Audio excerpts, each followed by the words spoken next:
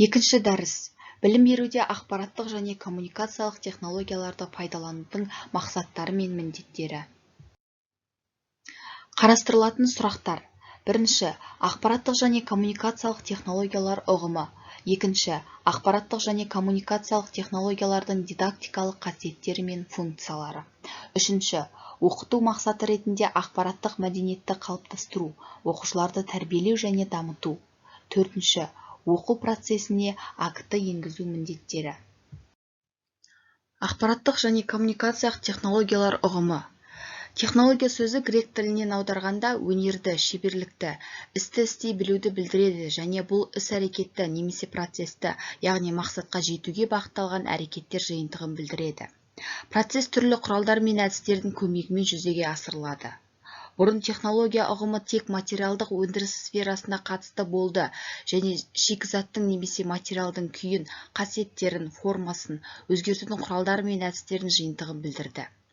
Технология әрдайым соңғы материалдық өнімді алу үшін заттың сапасын немесе бастапқы күйін өзгертеді.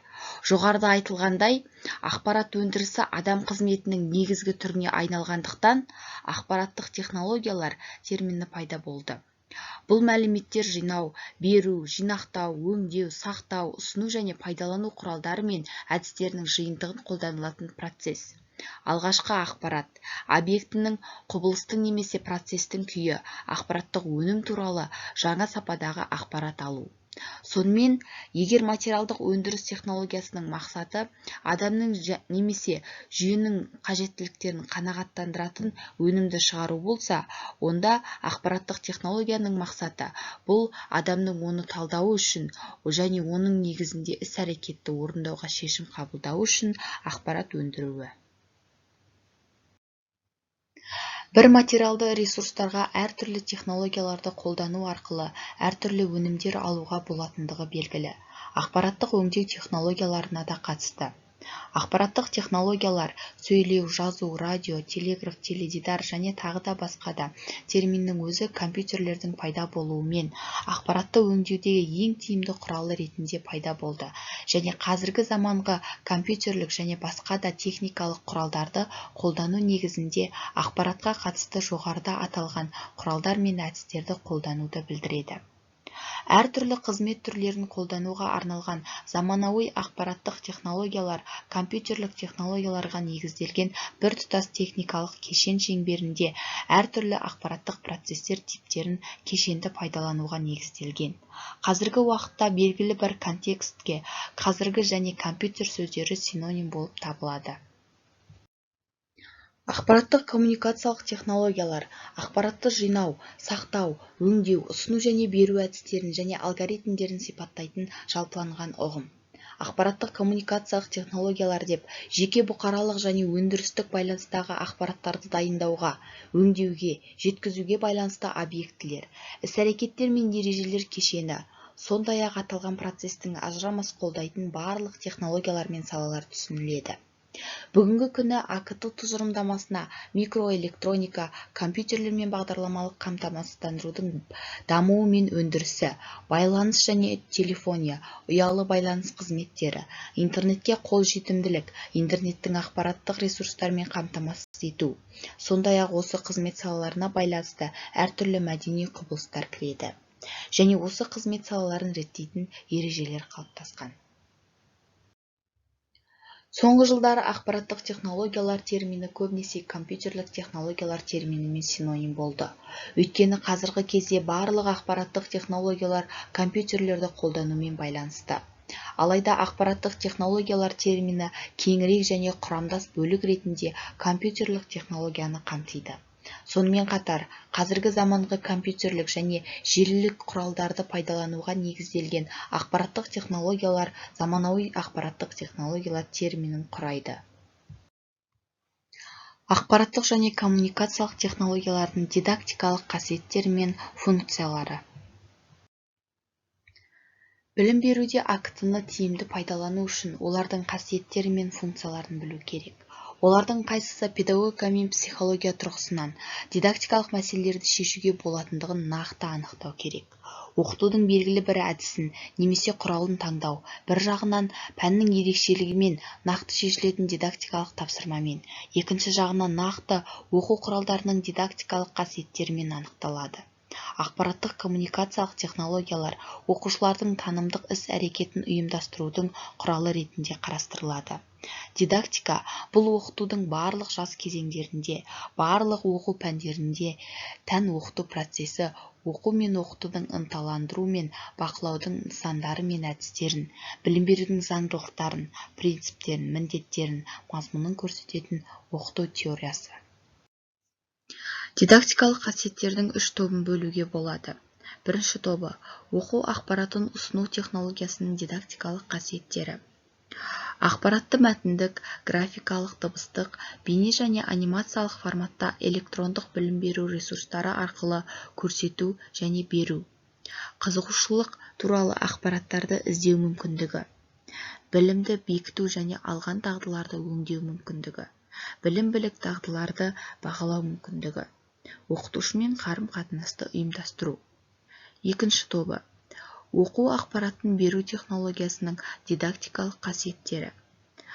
Оқу әдістемелік ғылыми ақпаратты дайындау, редакциялау және өңдеу, ақпаратты сақтау және резервтеу, ақпаратты жүйелеу, түрлі нысанда ақпарат тарату, қажетті ақпаратты алу үшін электрондық банктер мен дерекқорларды пайдалана отырып, ақпаратқа қол жеткізуді қамтамасыз ету.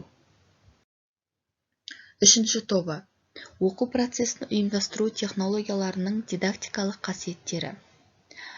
Электрондық почта – студенттердің үлкен санына бір уақытта хабарлама жіберу. Мұғалім мен оқушылар арасында асинхронды ақпарат алмасу. Кеңес беру, бақылау және тағы да басқа да ұйымдастыру мүмкіндігі. Телеконференциялар – синхронды және асинхронды коммуникацияны қамтамасыз ету.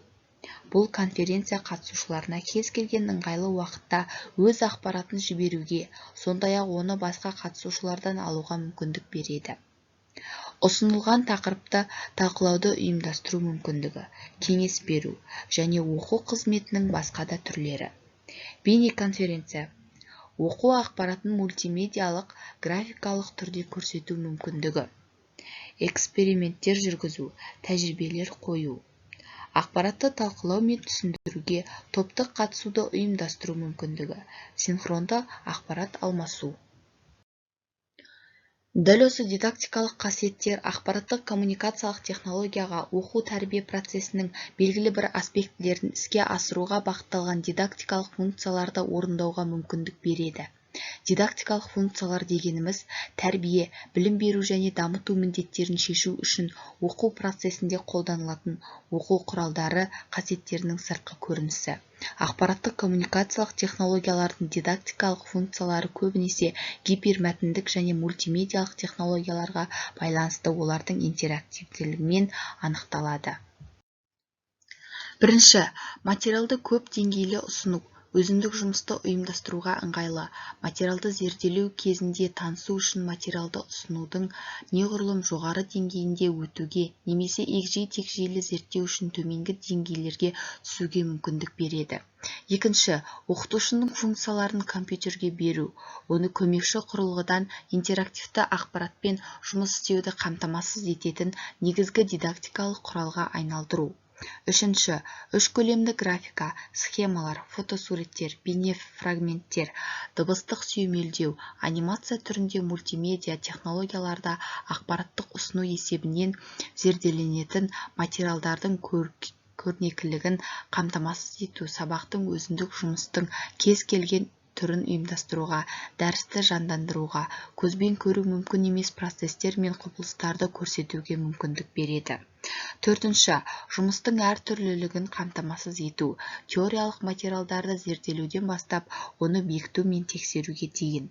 Бесінші, практикалық және зертханалық жұмыстарда компьютерлік конструкторлар мен тренажерлардың көмегімен процестерді, құбылыстарды, объектілерді модельдеу, білім-білік алуға және нақты жағдайларды модельдейтін жағдайларға білімді практикалық қолдану дағдыларын пысықтауға мүмкіндік береді.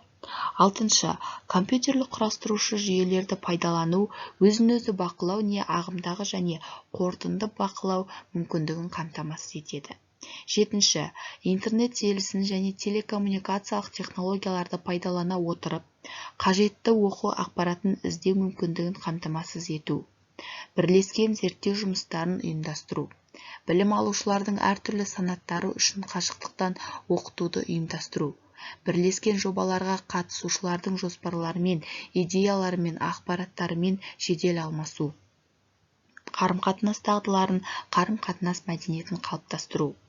Сегізінші, оқыту процесін дараландыру мүмкіндігін қамтамасыз ету. Оқыту мақсаты ретінде ақпараттық мәдениетті қалыптастыру, оқушыларды тәрбиелеу және дамыту. Қазіргі қоғамның өзінің ақпараттық даму дәуіріне өтуі болашақ маманның ақпараттық мәдениетінің негіздерін қалыптастырудың білім беру алдында тұрған негізгі міндеттерінің бірі ретінде туындайды. Ақпараттық мәдениет жалпы мәдениеттің құрамдас бөлігінің бірі екендігі түсінікті. Оның ең маңызды атрибуттары өткеннің мұрасына деген терең саналы және құрметпен қарау, өмірдің белгілі бір саласында шындықты шығармашылықпен қабылдау және өзгерту мүмкіндігі деп танылады. Мұндай мәдениетті түсіну жағдайында мұғалімнің тұлға ретінде қалыптасуы үшін оның заманауи технологияларының ақпараттық коммуникациялық мүмкіндіктерімен танысуы, ақпараттық мәдениетті игеруі қажет. Бұл оған және оның оқушыларына білім берудің басты мақсаттарының біріне қол жеткізуіне жол ашады.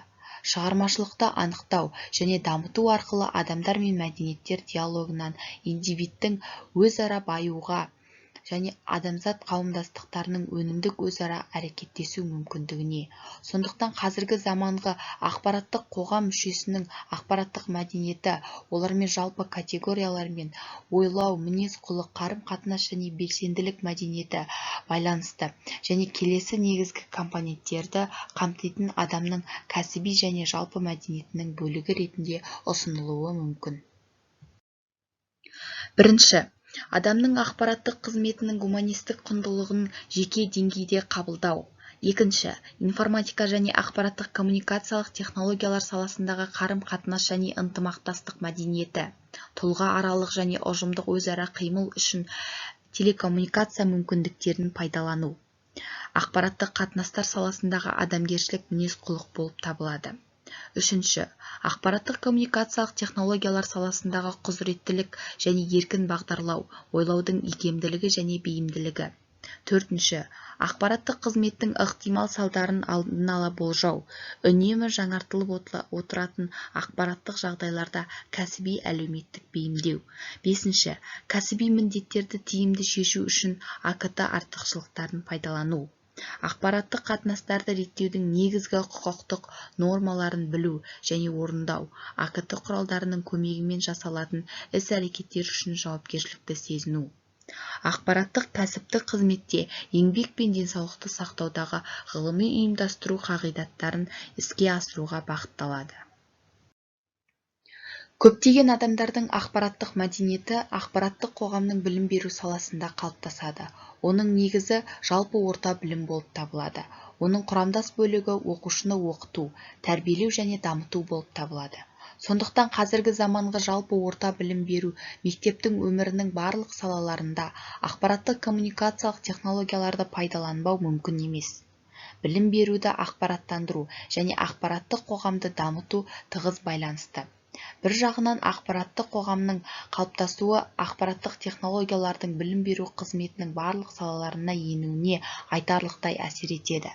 Екінші жағынан қоғам мүшелерінің ақпараттық мәдениетін қалыптастыра отырып, білім беруді ақпараттандыру, оны ақпараттандыру